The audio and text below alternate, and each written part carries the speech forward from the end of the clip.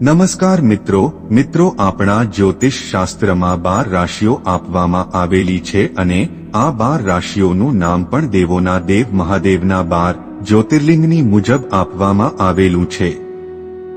મિત્રો આ જ્યોતિર્લિંગની 12 રાશિઓમાંથી જાણો તમારી રાશિના શિવલિંગની પૂજા તમે કેવી રીતે કરશો તેમજ મિત્રો પૂજા કર્યા વિના જો તમે બ્રહ્મ મુહૂર્તમાં એટલે કે સવારે ઉઠીને તમારી રાશિ પ્રમાણે શિવલિંગનું નામ લઈને તમે મંત્રનો જાપ કરો છો તો ઘરે બેઠા બેઠા જ તમારી બધી જ સમસ્યાઓ દૂર કરી શકશો અને ભગવાન શિવના આશીર્વાદ તમારા પર પડશે। કારણ કે મિત્રો તમારું ભવિષ્ય તમારા નામ અને રાશિમાં છુપાયેલું છે અને મિત્રો જો તમે પણ દેવોના દેવ મહાદેવના ભક્ત છો તો કોમેન્ટમાં ચોક્કસથી ઓમ નમઃ શિવાય અને હર હર મહાદેવ લખજો। મિત્રો જ્યોતિષ શાસ્ત્ર અનુસાર જો આપણે 12 જ્યોતિર્લિંગોમાંથી આપણી રાશિના આધારે પૂજા કરીએ તો વધુ અને ઝડપથી પુણ્ય પ્રાપ્ત થાય છે અને મિત્રો તેના માટે જરૂરી નથી કે તે સ્થાન પર જવું જોઈએ જ્યાં તમારા નામ સાથે જોડાયેલ જ્યોતિર્લિંગ સ્થિત છે। મિત્રો મંદિરમાં પૂજા કરતી વખતે તમે તમારા મનપસંદ ઇષ્ટ જ્યોતિર્લિંગનું ધ્યાન કરી શકો છો અને શાસ્ત્રોમાં પણ કહેવાયું છે કે ભગવાન શિવના જ્યોતિર્લિંગનું સ્મરણ કરવાથી સાધક ભક્તને વિશેષ લાભ અને મહાદેવની કૃપા પ્રાપ્ત થાય છે। પરંતુ શું તમે જાણો છો કે દ્વાદશ જ્યોતિર્લિંગનો 12 રાશિઓ સાથે બહુ ઊંડો સંબંધ છે? તો આજે આપણે આ વિડીયોમાં 12 રાશિના 12 શિવલિંગો વિશે જાણવા જઈ રહ્યા છીએ। મિત્રો ભગવાન શિવના ઘણા જ્યોતિર્લિંગો છે પરંતુ આ 12 જ્યોતિર્લિંગની ખ્યાતિ વધુ છે અને આ તમામ જ્યોતિર્લિંગો એવા સ્થાનો પર બનેલા છે અથવા તો આવેલા છે જેનું કોઈને કોઈ જ્યોતિષશાસ્ત્ર છે અને ખગોળીય મહત્વ પણ છે। જેમ કે મહાકાલ જ્યોતિર્લિંગ કર્ક રેખા પર ઉષ્ણકટિબંધ પર આવેલું છે અને અહીંથી સમગ્ર પૃથ્વીનો સમય નક્કી થાય છે। મિત્રો જો કોઈ વ્યક્તિના જન્મ ચાર્ટમાં કોઈ ગ્રહ મરાણાકાક સ્થાનમાં હોય અથવા દુર્બળ સ્થિતિમાં હોય તો જ્યોતિર્લિંગ સંબંધિત સમગ્ર રાશિચક્રમાં આ ગ્રહ તેની ઉચ્ચ સ્થિતિમાં હોય અને તેની પૂજા કરવી જોઈએ જે તે ગ્રહને શાંતિ મળે છે। મિત્રો ગ્રહોની કરક સ્થિતિ જોઈએ તો સૂર્ય ચંદ્ર મંગળ બુધ ગુરુ શુક્ર શનિ રાહુ જન્મ કુંડળીમાં ભ્રાતૃકારક ગ્રહ ગુરુ ગ્રહનું પ્રતિનિધિત્વ કરે છે અને નવવંશ કુંડળીમાં જે ગ્રહ હોય તે રાશિ સંબંધિત જ્યોતિર્લિંગની પૂજા કરવાથી કષ્ટો ઓછા થાય છે। મિત્રો સમગ્ર આકાશ પણ 12 રાશિઓમાં વહેંચાયેલું છે જેના સ્વામી નવગ્રહો છે અને તમે સાંભળ્યું જ હશે કે તમારી કુંડળીના 12 ઘરમાંથી દરેકમાં એક રાશિનો ઉદય થાય છે અને તે રાશિમાં જે ગ્રહ ઉચ્ચ હોય છે તેના પર પણ તે ગ્રહની અશુભ અસરો હોય છે। મિત્રો તમે ભગવાન શિવની પૂજા કરીને પ્રભાવથી મુક્તિ મેળવી શકો છો તેમજ તમને ઇચ્છિત પરિણામ મળે છે પરંતુ જો તમે તમારી રાશિ પ્રમાણે પૂજા કરો છો તો પ્રાપ્ત પરિણામ વધુ ફળદાયી બને છે। તેથી મિત્રો તમારે તમારી રાશિ પ્રમાણે શિવલિંગની પૂજા કરવી જોઈએ।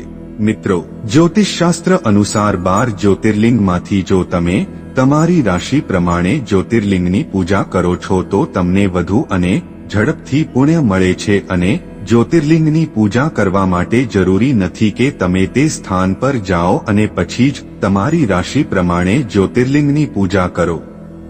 મિત્રો મંદિરમાં શિવલિંગની પૂજા કરતી વખતે તમે ધ્યાન કરી શકો છો અને તમારા મનપસંદ જ્યોતિર્લિંગ પર તમારા મનમાં અને તમારી રાશિના શિવલિંગનું નામ ઘરે પણ લઈ શકો છો અને જીવનની ઘણી બધી સમસ્યાથી મુક્તિ મેળવી શકો છો। તો મિત્રો વિડીયોમાં આગળ વધીએ તે પહેલા કમેન્ટ બોક્સમાં હર હર મહાદેવ ચોક્કસ લખજો અને વિડીયોને એક લાઇક કરીને અમારી આ ચેનલને સબસ્ક્રાઇબ કરવાનું ભૂલતા નહીં। નંબર 1 પર છે મેષ રાશિ। શું તમારા ઘર પરિવારમાં પણ કોઈ વ્યક્તિ મેષ રાશિનો છે તો અવશ્ય જાણો મેષ રાશિનો સંબંધ રામેશ્વર જ્યોતિર્લિંગ સાથે છે અને રામેશ્વર જ્યોતિર્લિંગની વાત કરીએ તો મેષ રાશિ એ સૂર્યની ઉચ્ચ રાશિ છે અને સૌર મહિનાનો પહેલો મહિનો પણ છે। મિત્રો રામેશ્વર જ્યોતિર્લિંગ તમિલનાડુ રાજ્યમાં રામનાથપુર નામના સ્થળે આવેલું છે અને તેની પૂજા અને દર્શનથી દાંપત્ય જીવનમાં પ્રેમ અને સંવાદિતા જાળવવામાં મદદ કરે છે। રામેશ્વરને સૂર્યનું ઉચ્ચ સ્થાન માનવામાં આવે છે, તેમજ આપણા જીવનમાં સૂર્યનું ઘણું મહત્વ છે. આ જ્યોતિર્લિંગની સ્થાપના ત્રેતાયુગમાં સૂર્યવંશી ભગવાન શ્રી રામ દ્વારા કરવામાં આવી હતી. સૂર્ય આપણો આત્મા છે, પ્રસિદ્ધિનું પ્રતીક છે, આદર, પદ અને જીવન ઉર્જાનું પ્રતીક છે અને તેનો તમારા માટે મંત્ર છે હરિ ઓમ નમઃ શિવાય. બીજા નંબરે છે વૃષભ રાશિ. વૃષભ સોમનાથ જ્યોતિર્લિંગ સાથે સંબંધિત છે. વૃષભ ચંદ્રની રાશિ છે. ચંદ્રને સોમ પણ કહેવામાં આવે છે. સોમનાથ જ્યોતિર્લિંગથી માનવામાં આવે છે. તે ગુજરાત રાજ્યમાં શાસ્ત્રો અનુસાર તેને પૃથ્વીનું પ્રથમ જ્યોતિર્લિંગ માનવામાં આવે છે. આ શિવલિંગની સ્થાપના ચંદ્રદેવે કરી હતી. તેથી વૃષભ રાશિના લોકોએ સોમનાથની મુલાકાત લેવી જોઈએ અને શિવલિંગનો પણ પંચામૃતથી અભિષેક કરવો જોઈએ. અહીં ચંદ્ર તેની સર્વોચ્ચ અવસ્થામાં છે. કહેવાય છે કે આ જ્યોતિર્લિંગ સત્યયુગમાં ચંદ્રદેવે બનાવ્યું હતું. ચંદ્ર આપણા મન અને સારા સ્વાસ્થ્યનું પ્રતીક છે અને તેનો તમારા માટે મંત્ર ઓમ નમઃ શિવાય છે. નંબર 3 મિથુન રાશિ. મિથુનનો સંબંધ નાગેશ્વર જ્યોતિર્લિંગ સાથે છે જે ગુજરાતના દ્વારકામાં આવેલું છે. મિથુન રાશિવાળા લોકોને નાગેશ્વર જ્યોતિર્લિંગની પૂજા કરવી ફાયદાકારક રહેશે. શિવની પૂજા કરવા માટે તમારે શિવલિંગને દૂધ, ચોખાની ખીર અને શિવલિંગને સ્નાન કરાવવું જોઈએ. નાગેશ્વરને સાપનો રાજા કહેવામાં આવે છે. આ રાશિચક્ર રાહુ માટે ઉચ્ચ માનવામાં આવે છે. રાહુ રહસ્ય, શક્તિ અને બહાદુરીમાં વધારો કરે છે અને તેનો તમારા માટે મંત્ર છે ઓમ નમો ભગવતે રુદ્રાય. નંબર 4 પર છે કર્ક રાશિ. કર્કનો સંબંધ કારેશ્વર જ્યોતિર્લિંગ સાથે છે. આ જ્યોતિર્લિંગ નદીના કિનારે માધાપુરી નામના ટાપુ પર આવેલું છે. કર્ક રાશિ એ ચંદ્રની રાશિ છે. આ રાશિચક્ર ગુરુનું સર્વોચ્ચ સ્થાન છે. ઓમકારેશ્વર જ્યોતિર્લિંગની પૂજા કરવી જોઈએ, એટલે કે ઓમકારેશ્વરનું ધ્યાન કરતી વખતે નજીકમાં આવેલા શિવલિંગની પૂજા કરવી જોઈએ. તમને જણાવી દઈએ કે જ્યોતિર્લિંગ મધ્યપ્રદેશમાં ઇન્દોર નજીક આવેલું છે.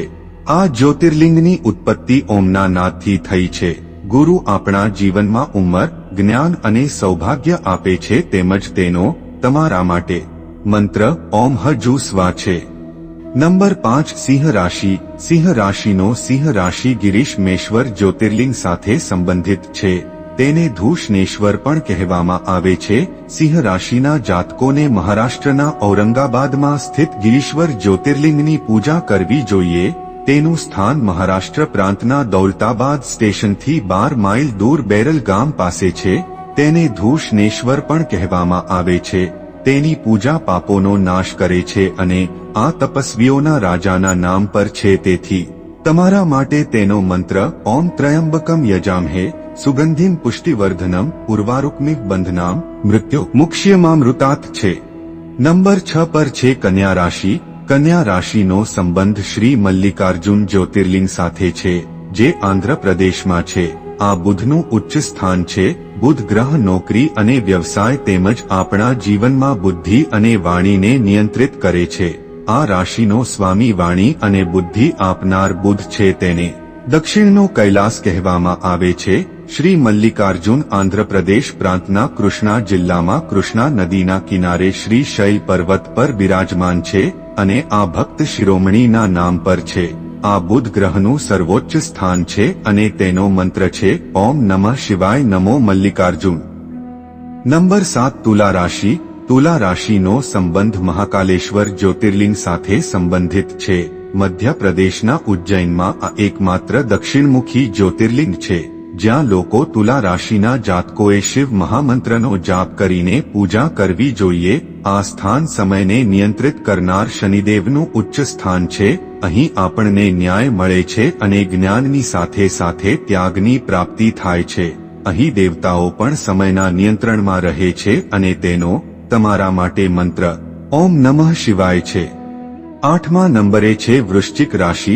વૃશ્ચિક રાશિ ઝારખંડમાં સ્થિત બાબા વૈદ્યનાથ જ્યોતિર્લિંગ સાથે સંબંધિત હોવાનું માનવામાં આવે છે।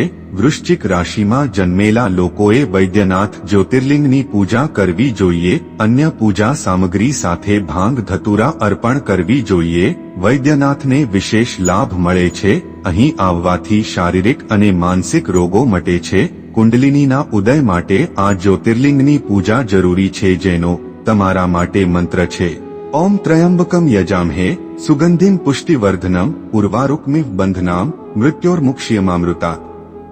નંબર 9 ધનુ રાશિના લોકોની નિશાની વારાણસીમાં સ્થિત કાશી વિશ્વનાથ જ્યોતિર્લિંગની પૂજા કરવી જોઈએ। આ રાશિચક્ર કાશીનો સંબંધ કાશી વિશ્વનાથ જ્યોતિર્લિંગ સાથે છે અને આ બનારસમાં છે, જે વિશ્વનું સૌથી જૂનું જીવતું શહેર છે અને જેને વારાણસી પણ કહેવામાં આવે છે।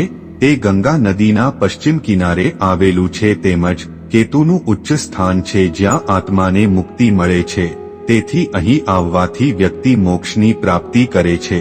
વિશ્વના તમામ દેવી દેવતાના રાજા મહારાજાઓ પણ આ જ્યોતિર્લિંગની પૂજા કરે છે અને આ જ્યોતિર્લિંગની પૂજા મોક્ષ માટે યોગ્ય છે અને તેના માટે તમારો મંત્ર છે ઓમ નમઃ શિવાય નમો વિશ્વનાથ। નંબર 10 મકર રાશિ છે અને આ રાશિ ભીમાશંકર અથવા એક નામ મોતેશ્વર જ્યોતિર્લિંગ સાથે સંબંધિત છે, જે પુણેની નજીક આવેલું છે। મકર રાશિવાળા લોકોએ ભીમાશંકર જ્યોતિર્લિંગની પૂજા કરવી જોઈએ। તેમજ મંગળ ગ્રહ આપણા જીવનમાં હિંમત, બહાદુરી અને નિર્ભયતા પ્રદાન કરે છે અને જીવનને પણ શુભ બનાવે છે અને ભીમાશંકર જ્યોતિર્લિંગ મહારાષ્ટ્રના પુણેથી લગભગ 100 કિલોમીટર દૂર સહદત પર્વત પર આવેલું છે, જેનો તમારા માટે મંત્ર છે ઓમ નમઃ શિવાય। નંબર 11 કુંભ રાશિનો આવે છે અને આ રાશિનો સંબંધ કેદારનાથ જ્યોતિર્લિંગ સાથે છે, જે ઉત્તરાખંડમાં સ્થિત કેદારનાથ જ્યોતિર્લિંગનો સંબંધ કુંભ રાશિના લોકો સાથે છે। તેથી આ રાહુ અને શનિનું સ્થાન છે, જે જીવનમાંથી અંધકાર દૂર કરે છે અને મૂંઝવણનો અંત લાવે છે। આથી કુંભ રાશિના લોકોનો સંબંધ આ જ્યોતિર્લિંગ સાથે છે અને કેદારનાથ જ્યોતિર્લિંગ પર ધ્યાન કરતી વખતે શિવલિંગ પર પંચામૃતનો અભિષેક કરવો જોઈએ અને કમળના ફૂલ અને ધતુરા પણ અર્પણ કરવી જોઈએ। જો તમે ખોટા કાર્યો કરશો તો તે તમારું જીવન અંધકારમય બનાવી દેશે અને તેનો મંત્ર ઓમ નમઃ શિવાય છે। નંબર 12 મીન રાશિ છે। મીન રાશિનો સંબંધ ત્ર્યંબકેશ્વર જ્યોતિર્લિંગ સાથે છે અને મીન રાશિના લોકોએ ત્ર્યંબકેશ્વર શિવલિંગની પૂજા કરવી જોઈએ। તેમજ આ શુક્રનું ઉચ્ચ સ્થાન છે, તેથી અહીં વ્યક્તિને તમામ દોષોમાંથી મુક્તિ મળે છે અને વ્યક્તિ જન્મમરણના ચક્રમાંથી મુક્ત થાય છે અને તમે ગંગાના જળમાં ગોળને મિક્સ કરીને શિવલિંગ પર અભિષેક કરો। તેમજ તમારી રાશિનો મંત્ર આ જ્યોતિર્લિંગ સાથે સંબંધિત છે, તેથી ઓમ તત્પુરુષાય વિદ્મહે મહાદેવાય ધીમહિ તન્નો રુદ્ર પ્રચોદયાત છે। મિત્રો, તમે આ મંત્રનો જાપ બ્રહ્મ મુહૂર્તમાં ઉઠીને પણ કરી શકો છો અને તમે મનમાં પણ આ મંત્રને સ્મરણ કરી શકો છો, જેથી કરીને ભગવાન શિવની કૃપા તમારા પર હંમેશા બની રહે। તો મિત્રો, આજનો આ વિડિયો પસંદ આવ્યો હોય તો વિડિયોને એક લાઇક કરીને અમારી આ ચેનલને સબસ્ક્રાઇબ કરવાનું ભૂલતા નહીં અને કોમેન્ટમાં ઓમ નમઃ શિવાય જરૂરથી લખજો। હર હર મહાદેવ।